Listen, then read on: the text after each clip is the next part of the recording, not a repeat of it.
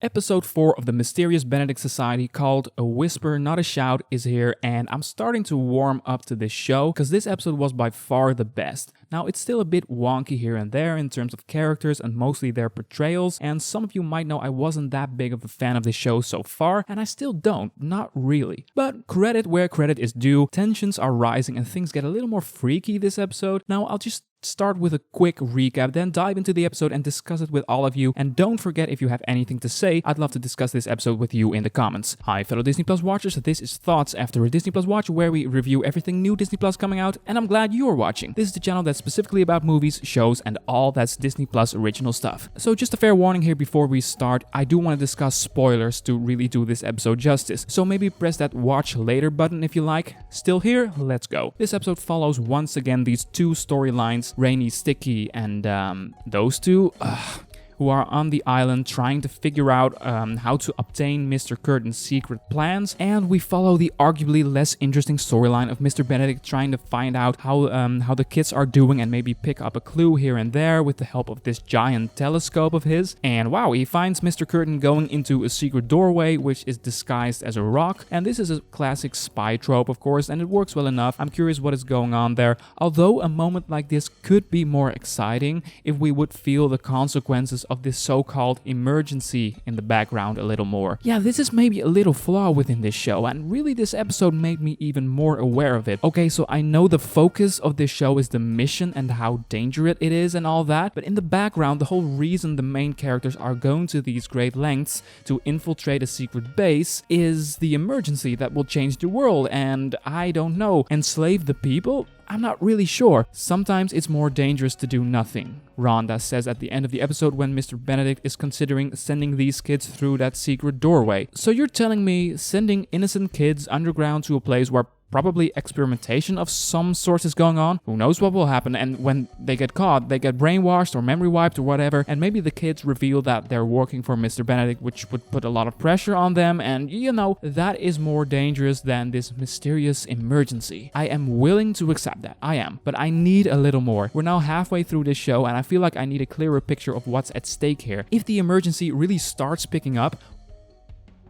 will there be mass hypnosis? Will there be inflation and poverty? Will a mass surveillance program start to roll out or something? Or everything at the same time? Of course, we all need to be in the dark about what the plan exactly is, and there's tons of mystery to have still, but I'm more than ready to know what the hell the consequences will be. And a little awkward dialogue of two people throwing a little exposition at each other is not enough, and this short little scene actually makes this flaw in the show worse. So you remember that scene where number 2 is in the city, and two people walk out of store and talk about, I am beyond worried at this point, which is, by the way, terrible expositional dialogue, but okay. The emergency keeps getting worse, he says. Okay, what is getting worse? What happens here? What's at stake? I need a little more to care about this mission. But the mission itself got more enjoyable this week, in my opinion. So the first scene of this episode is about Rainy distracting Mr. Benedict and giving him bookmarks so that he turns every important page in his book, so that Kate can use a mirror, so that Sticky can read everything and, you know, memorize it all instantly.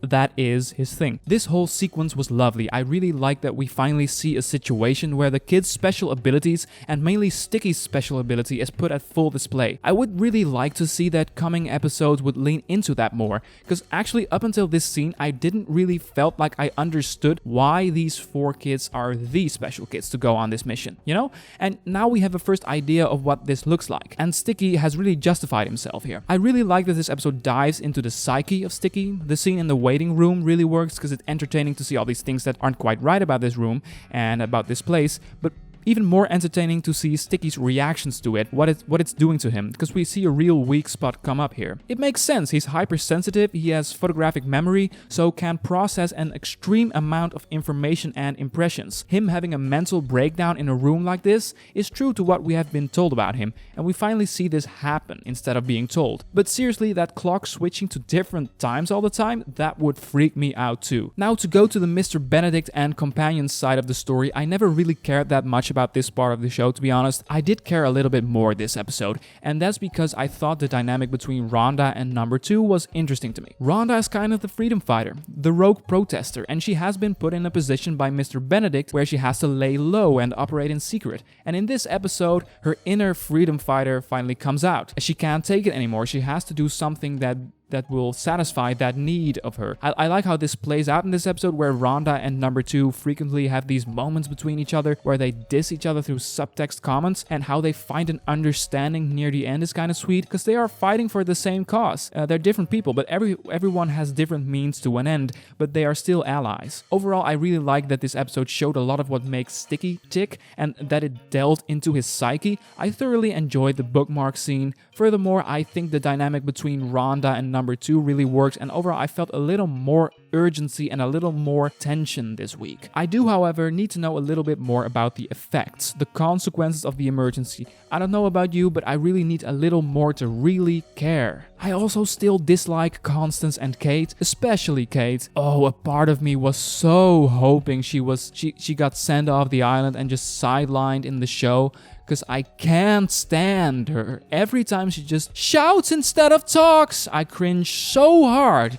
It's so bad. Oh, and just on a side note, that flashback of number 2 at the pool table, if the coming episodes give us additional flashbacks and explain what this was, then I'm in. But it was a little jarring. I don't even really know how to talk about it, but apparently she had a different life before she joined the organization, and this is probably about her previous life. You know what? I'm interested in learning about her, but I did feel very weird about the placement of this supposed flashback in this episode. So to conclude, finally this show feels promising to me, and the stakes feel a little more real. Overall enjoyable, and the positives about this episode outweigh the negatives for the first time this week in my experience. So I'm starting to like it a little more. I'm thinking about wrapping this up. Thank you so much for watching. Don't forget, if you enjoy the idea of discussing Disney Plus content with us, that red button looks familiar, right? And if you're interested in thoughts on previous episodes, it's all in the description, or you can browse the channel page. Did you like this video? Then be sure to consider giving that a click. Thanks. For now, have a wonderful day and see ya.